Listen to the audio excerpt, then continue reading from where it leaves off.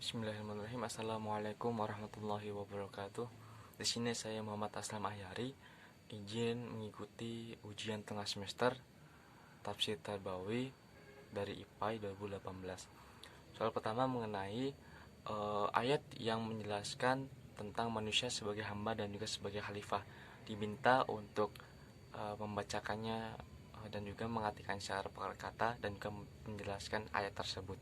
Yang pertama, manusia sebagai hamba dijelaskan dalam Quran surat Az-Zariyat ayat 56 yang berbunyi, "Wa ma khalaqul jinna wal insa illa liya'budun."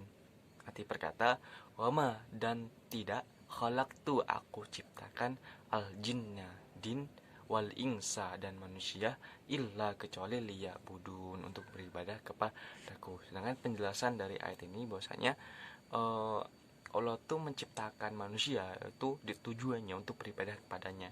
Jadi dari awal penciptaannya itu untuk beribadah, hanya untuk menunaikan syariat Islam, melaksanakan perintah Allah dan menjauhi larangannya. Tidak ada tujuan lain selain untuk beribadah kepadanya. Sehingga nantinya ketika manusia itu beribadah pada Allah dengan jalan yang benar, maka Allah akan memberikan suatu imbalan yang baik, di mana dalam kehidupan dunianya dia akan hidup tentram, nyaman, dan di akhirat dia akan diberikan tempat yang terbaik, yakni surganya Allah Ta'ala.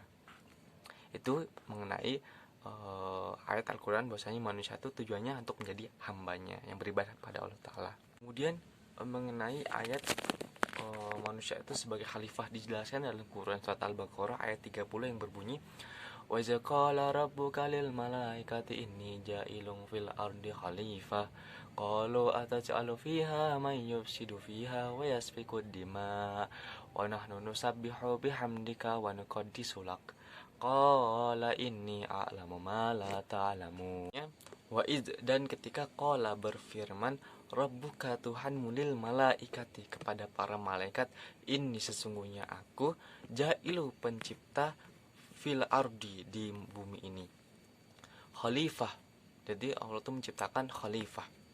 Qalu ataz'alu, qalu mereka berkata, mereka itu para malaikat, ataz'alu apakah engkau jadikan fiha di dalamnya itu man yufsidu, man itu orang, yufsidu yang merusak, fiha di dalamnya. Kemudian wayasfiku dan menumpahkan adama darah, wanahnu dan kami itu nusabbihu kami bertasbih bihamdika dengan memujimu, wanuqaddisu dan kami mensucikan laka bagimu. Qala dia berfirman, Allah itu berfirman, ini sesungguhnya aku a'lamu aku lebih mengetahui ma apa la tidak kemudian tak lamun apa yang kalian ketahui.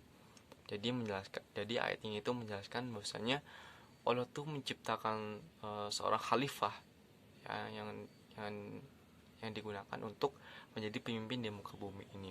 Nah, malaikat itu bertanya, malaikat tuh wajar bertanya. Jadi konteks di sini malaikat itu hanya sekedar bertanya. Malaikat kan makhluk yang taat terhadap perintah Allah, tidak pernah membangkang, tidak pernah apa namanya membangkang. Ini hanya bertanya saja, dia tidak merasa malaikat itu yang terbaik, hanya bertanya saja. Kenapa? Kan terdapat 3 hal. Yang pertama bahwasanya pertanyaan malaikat ini ya wajar saja, karena sebelumnya itu ada manusia yang Allah ciptakan dan berbuat kerusakan di muka bumi. Yang kedua bahwasanya apa yang kedua itu bahwasanya malaikat itu yang menduga ya bahwasanya yang ditugaskan itu untuk menjadi khalifah itu ya bukan malaikat. Kenapa?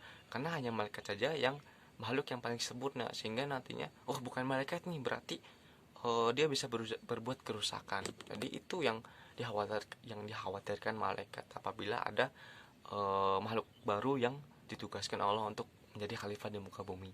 Itu mungkin jawaban dari UTS soal pertama. Lanjut ke soal kedua. Soal kedua itu diminta untuk menjelaskan mengenai tarbiyah, ta'lim, takziyah, tazkiyah, dan ta'adib. Kemudian diminta untuk definisi sesuai dengan pendidikan Islam. Nah, sini saya akan melanjutkan jawaban dari soal UTS yang kedua mengenai tarbiyah. Tarbiyah itu berasal dari bahasa Arab yang dimana fi'il sholih muzaratnya itu adalah roba. Roba panjang banyak ya, yang berarti jadal, bertambah, kemudian tumbuh, bertambah besar, kemudian mendaki. Kemudian adapun makna tarbiyah dalam lisanul Arab ya, yang berarti al-malik, ada raja penguasa, kemudian persatuan, kemudian mengatur, penanggung jawab dan sebagainya. Sehingga istilah tarbiyah itu sebagai pendidikan itu apa ya, tarbiyah itu adalah pendidikan itu sendiri itu ya. Jadi diartikan bahwasanya tarbiyah itu adalah pendidikan. Karena apa? Karena tarbiyah itu mencakup pendidikan jasmani, pendidikan akhlak, akhlak, kemudian keindahan dan kemasyarakatan. Itu mengenai tarbiyah. Ayat mengenai tarbiyah itu dijelaskan dalam Quran surat Al-Isra ayat 24, kemudian dalam Quran surat Asy-Syu'ara ayat 18. Yang kedua adalah ta'lim. Ta'lim ini cara bahasa, berarti cara bahasa itu kata dasarnya ada alama, yu'allimu, dan ta'liman. Secara rinci kata dari alama yamal itu memiliki arti mengeja atau memberi tanda, kemudian juga mengerti, mengetahui, atau juga mengetahui sesuatu yang ada tuh ya. Kemudian ternyata kata ta'lim ini disebutkan dalam Al-Quran tuh sebanyak 25 kali itu ya. Kemudian terdapat banyak sekali mengenai penjelasan dari ta'lim itu sendiri. Dan dijelaskan ta'lim ini salah satunya ada penjelasannya dalam Quran surat Al-Baqarah ayat 31, kemudian Quran surat Al-Maidah ayat 4 ya. Jadi ada situ penjelasan mengenai ta'limnya. Kemudian ada tazkiyah. Tazkiyah ini dijelaskan dalam Al-Quran itu sebanyak 12 kali itu ya. Di mana subjeknya adalah Allah dan kemudian objeknya adalah manusia itu sendiri. Di mana di dalam ayat ini yang menjelaskan tentang tazkiyah itu menjelaskan mengenai bahwasanya ada pesanan tuh ya, Allah itu membimbing, memberikan rahmat dan bimbingannya kepada manusia, di mana Allah itu memberikan persucian, memberikan keberkatan kepada manusia agar manusia itu memiliki peranan yang penting dalam kehidupannya, sehingga nantinya manusia itu akan timbal balik kepada Allah Ta'ala, di mana manusia akan beribadah kepada Allah dan Allah akan memberikan sesuatu yang baik kepada manusia itu sendiri. Dan dijelaskan terdapat dalam penjelasan tazkiyah ini ada dalam Quran surat Al-Baqarah ayat 151, kemudian pokoknya banyaklah, ada 12 ayat menjelaskan tentang tazkiyah itu sendiri. Dan yang terakhir ada mengenai ta'dib. Jadi Al-Quran itu ternyata tidak secara rinci atau tidak secara gamblang menjelaskan mengenai ta'dib itu sendiri, namun ada dalil lain, yaitu berasal dari hadis Rasulullah SAW, di mana hadis tersebut itu yang berbunyi, Tuhanku telah mendidikku sehingga menjadikan baik pendidikanku ya. Sehingga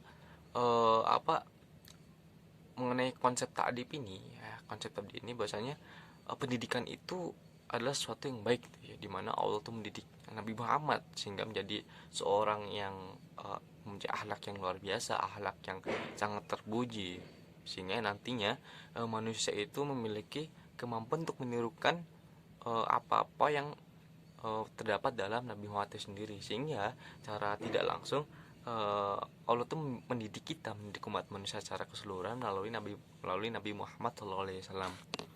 Dan adapun hadisnya itu sangat panjang sekali itu ya, yang dimana dijelaskan dari Jafar dan sebagainya. Ya, lanjut kita akan memasuki soal yang ketiga, yaitu mengenai bahwasanya diminta menjelaskan mengenai 9 prinsip pendidikan Islam menurut Dr. Aam Abdul Salam. Ya, di sini ada 9 prinsip yang dibentuk untuk dijelaskan menurut beliau. Ada apa aja tentang prinsip pendidikan itu sendiri? Yang pertama ada prinsip rohmaniyah, yang kedua ada prinsip ta'muliyah, ada prinsip su'muliyah ya. Su'muliyah nanti akan dijelaskan secara singkat saja. Kemudian ada prinsip wasoliyah ya, ada prinsip tawazumiyah, kemudian ada prinsip istimariyah, kemudian ada prinsip waqi'iyah, kemudian ada prinsip rubaniyah, dan terakhir ada prinsip uswiyah. Jadi ada 9 prinsip dalam berpendidikan atau pembelajaran. Saya akan menjelaskan secara singkat saja ya antara 9 itu. Yang pertama ada prinsip mengenai rohmaniyah itu mungkin sederhananya itu prinsip kasih sayang ya, yang dimana dalam prinsip pembelajarannya ini harus ada kasih sayang yang diberikan dari pengajar kepada pelajar. yang dimana dalam cara pandangnya kemudian pola sikapnya itu harus mengembangkan seluruh komunikasi, seluruh interaksi yang baik, sehingga nantinya dalam pembelajarannya itu terdapat stimulus yang diberikan kepada pelajar itu sendiri, yang dirasakan tentang kasih sayang dan sebagainya, yang dimana harus ada mengenai tindak-tindakan yang berupa pendidikan kepada dirinya tuh ya. Kemudian dimana pendidik ini harus secara telaten memberikan pembelajaran, memberikan materi yang disampaikan kepada pelajar itu, sehingga inti dari prinsip ini adalah tentang prinsip kasih sayang. Kemudian ada mengenai prinsip takamuliyah atau prinsip integratif. Integratif itu persatuan atau perpaduan, yang dimana pengembangan mengenai teori dan praktiknya dalam pembelajaran itu harus dibangun secara keterpaduan, yang dimana nantinya akan menjadi tempat tempat yang terbaik dalam menyampaikan tauhidillah. Tauhidillah itu sebagai pondasi yang kokoh, ya. Dimana ketika pembelajaran itu secara terpadu, secara integratif tentang suatu yang disampaikan dan intinya adalah tauhidillah atau beriman hanya kepada Allah Ta'ala. Nah, dimana tauhidillah ini berpandangan ya, alam dan semestanya itu atau kehidupannya itu harus menjadi satu kesatuan, yang dimana menempatkan Allah sebagai sentralnya atau tujuannya, sehingga nantinya dalam pembelajaran itu ya, tujuan dari pembelajaran itu ya untuk mendapatkan ridho Allah Ta'ala. Itu penjelasan mengenai prinsip takamuliyah atau integratif. Kemudian prinsip yang ketiga adalah prinsip su'muliyah atau prinsip komprehensif. Komprehensif itu artinya menyeluruh lah secara sederhananya, yang dimana pembelajaran itu harus meliputi berbagai intensitas, kemudian berbagai dimensi yang ada dalam kehidupan itu sendiri. Apa aja dimensi dalam kehidupan itu sendiri? Ada dimensi sosial, kemudian ada dimensi individual, dimensi ilmu, dimensi seni dan sebagainya, dimensi amal, akhirat dan sebagainya, dimensi yang ada dalam dunia itu. Sehingga nantinya dalam pembelajaran itu sendiri ketika ada kaitan antara fungsional itu yang pembelajaran itu, maka nantinya terdapat ajaran atau pembelajaran yang baik ya. Kenapa? Karena ya saling berkaitan antara mereka itu sendiri. Mana prinsip-prinsip yang ada dalam dunia ini yang berkaitan dengan tadi keilmuan, keakhiratan sebagainya akan disatukan dalam prinsip komprehensif ya, sehingga nantinya pembelajar atau pelajar itu akan memahami bahwasanya materi ini itu ternyata nantinya akan berguna untuk masa depan. Kenapa? Karena komprehensif atau secara menyeluruh disampaikan. Nah, kemudian yang keempat ada prinsip wasoliyah. Wasoliyah itu prinsip kemediaan ya, prinsip kemediaan, yang dimana dalam pembelajaran itu harus ada namanya pemberdayaan sumber belajar gitu ya. Jadi dalam belajar itu bukan hanya sekedar membelajarkan saja, tapi harus bisa menuntut pelajar itu ya bisa membelajarkan tuh ya, atau tidak hanya sekedar masuk kelas menyampaikan materi atau menyampaikan saja terus pulang lagi nggak nyantol di otak. Yang itu berbeda dengan prinsip pembelajaran yang keempat atau prinsip wasoliyah. Nah, prinsip ini tuh harus harus ada yang namanya perantara atau berbasis media belajar, kemudian sehingga nantinya pelajar itu bisa menyampaikan atau mengaktualisasikannya dengan cara mandiri saja. Kenapa? Karena tadi di awalnya itu pendidik itu memberikan pembelajaran yang sangat luar biasa, pembelajaran yang benar-benar kepada pelajar itu sendiri.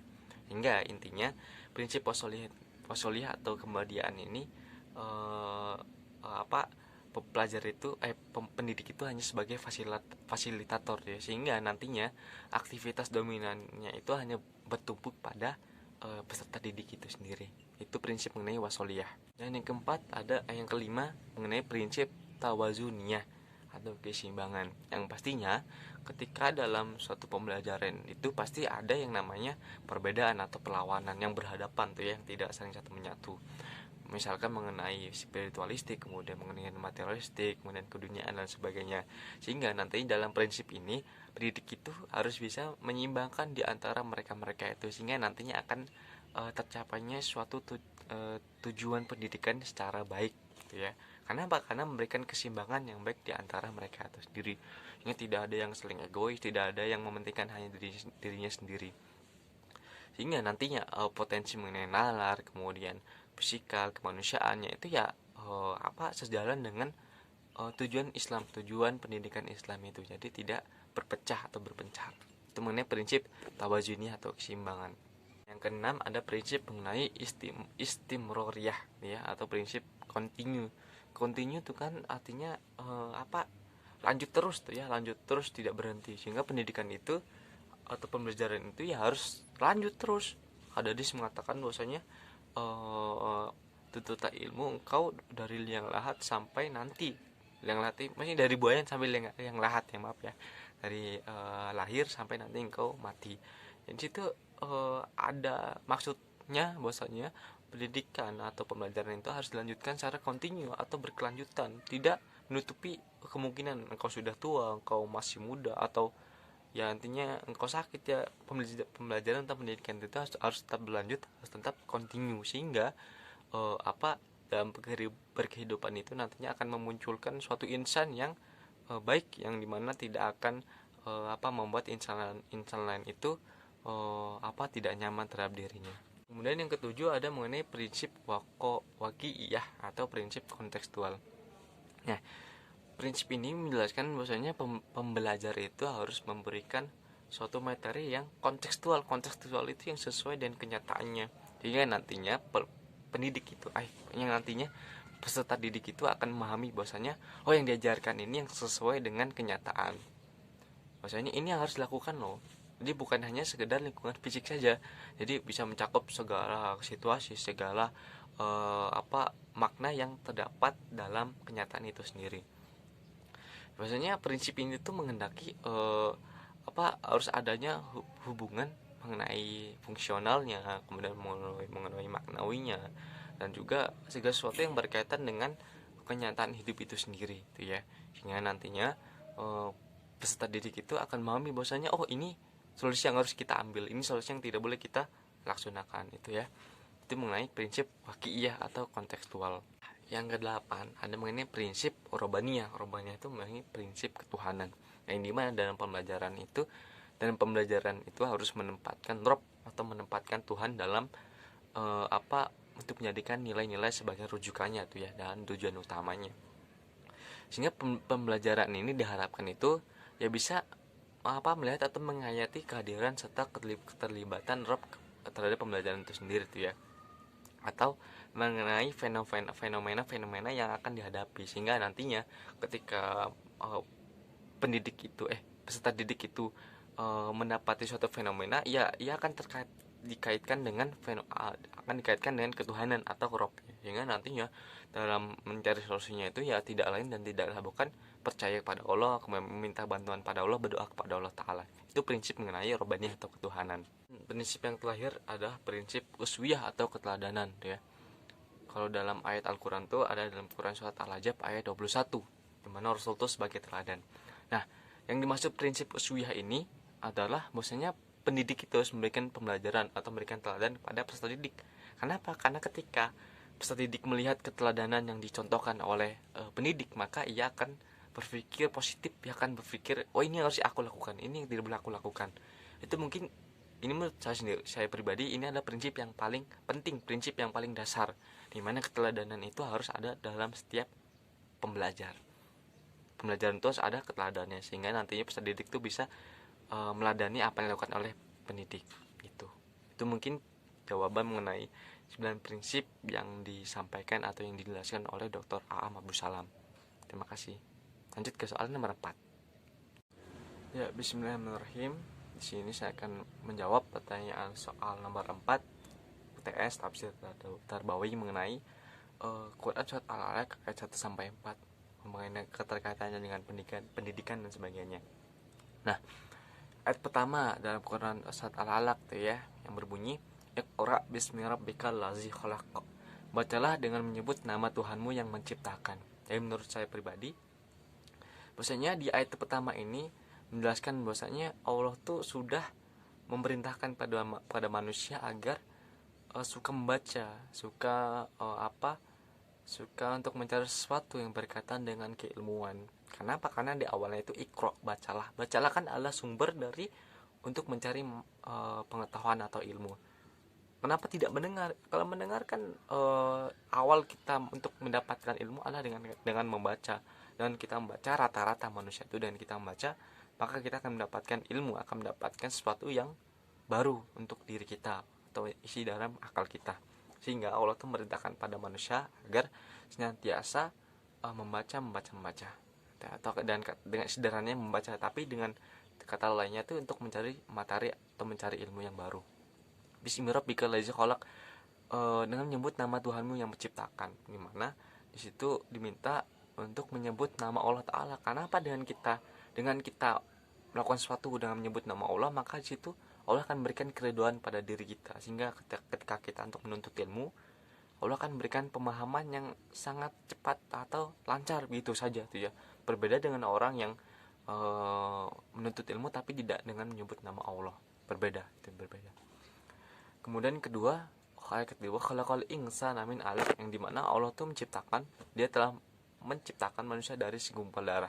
Nah, min 'alaq, menurut kalau nggak salah ya, menurut penjelasan dari Dr. Ahmad Salam, segumpal darah ini itu ya tidak hanya sekedar segumpal darah. Jadi segumpal darah ini ada sekedar namanya ketergantungan Allah pada manusia.